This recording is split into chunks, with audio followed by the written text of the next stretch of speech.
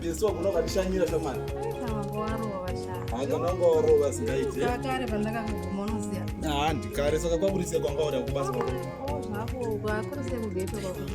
Kutsika mani.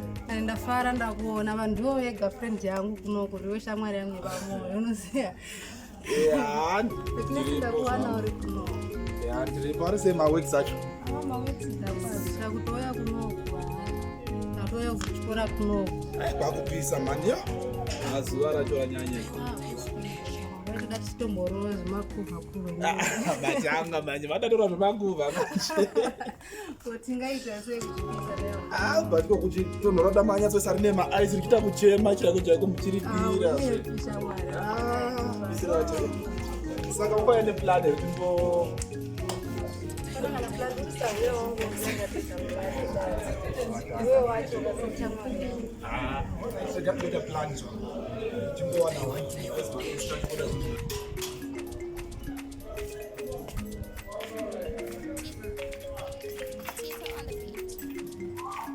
Ito. Sahwira. Oi. Zvese bo wangupisa mani. Ndagara zvinana kana drink zvavo. Drink yakugara apa. Ndasisiva kana drink. Ndakugara apa ini ndakutenda.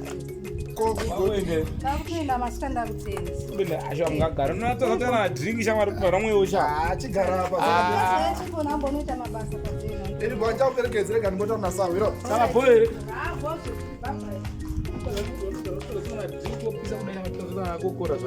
Shamari manga kuchomwa mvura isi kuomera kuona mnachimwa mvura ungafamba chimwa mvura makuru yako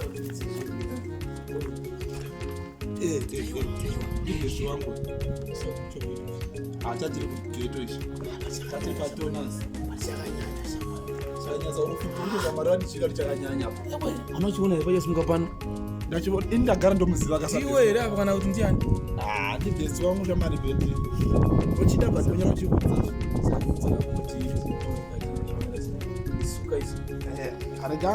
rega ngekutira plan but chinoramba mani usadiro wangu iwe kaiwe samari yatichambozama saka todiwe ndokusotera but chinoramba mani ndakangana foni yangu shamino ndaisiya paka komakanga foni ndinoona ndingambokanga nefoni chemo mino ndikuzviringika makuende ndakuenda rega ndikuperekedze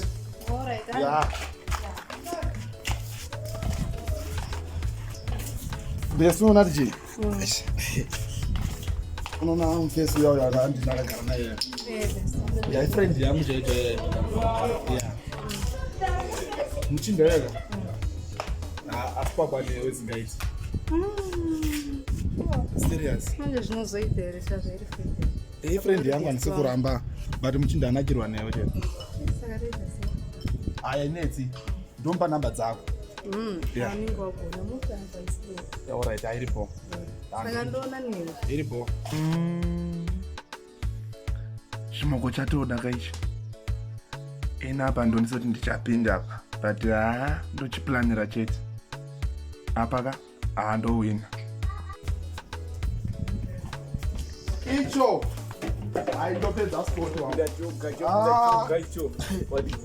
ndapedza sport zvaunongoziva oda kuramba but ndataura ndokutemba zvisati bhaizisi but unoachi inonga kukandira manamba acho iwe kuna zobhaizika zvapaka ndakupa manamba hachi munhu bhoko achingobva kunyora rega nditedze kuti asabhoza tsi dzangu zvandikadzisa nemusoro ndandokudira izvi zvavanyanya wangu iweweka achakanyanya asi mnyoro kwachapisa wakanyanya wachapisa baba pane baba unongosema unozivewo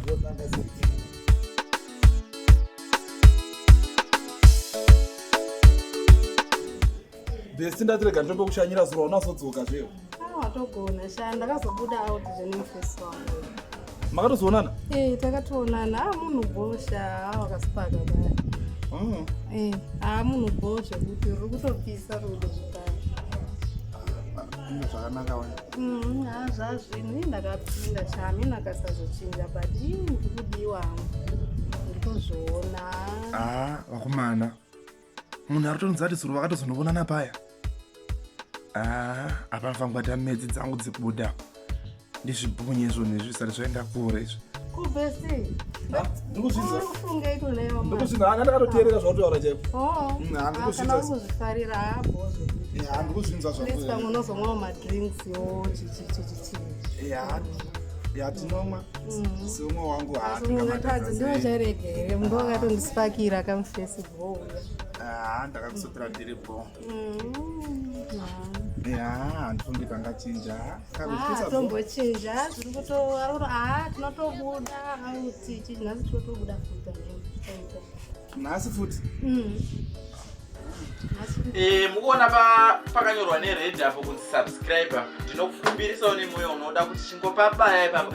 Asi musakanga kubaya ka notification button karipo kana zvimabhuraki so mukati cho Wadi.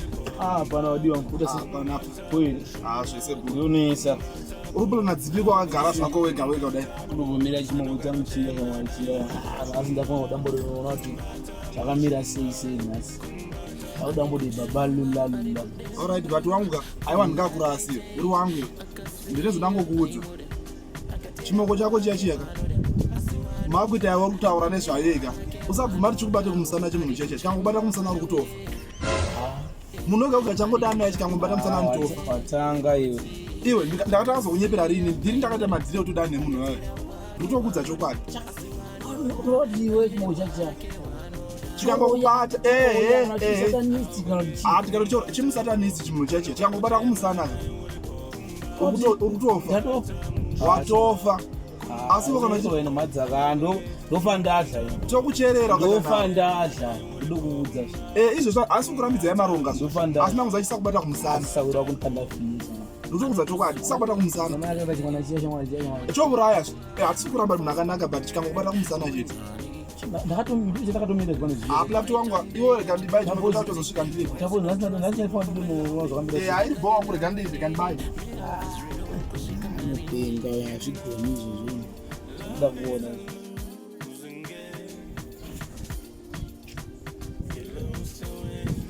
kobhesi urikugadzira musoro dai ndezvo Sahwira matosvika mudabuda udaenda tavenda muna mufesi wangu.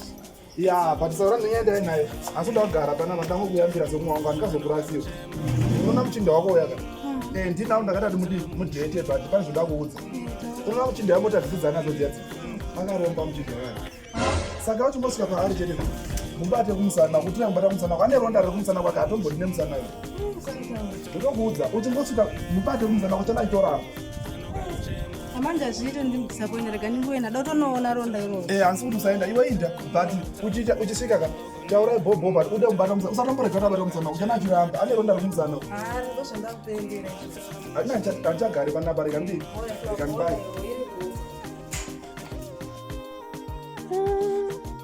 Kuti best wanga satatanga zvegodo uyoyo.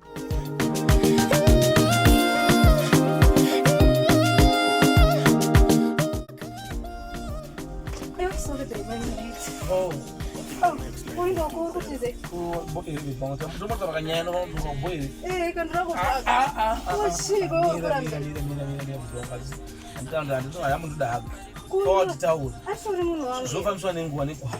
Kugwara rekubata. Unorambisa kubata musana.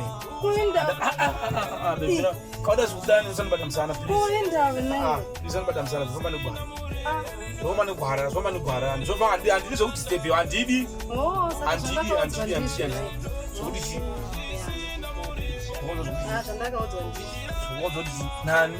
Munhu akandidza Kaudzwa ndiani? best wangu Kaudzwa kuti best wangu. Nani? na best wangu saka Chinda wewe here wewe. Kwaichi. akandiudza kuti wabatwa musana wakaromba iwe Nyangu akandiudzawo. kuti chi Simusakaniswa unobata musana ndofa. zvangu iyona akatondiudza chokwadi kuti iwe mota dzese idzi Akatondiudza kuti amanakira wakaenda wakana mukoma kana hwana nokudai wakauraya kumana 10 wakavuraya dana vachiwa vuraya kubata musana ini ndofa. manje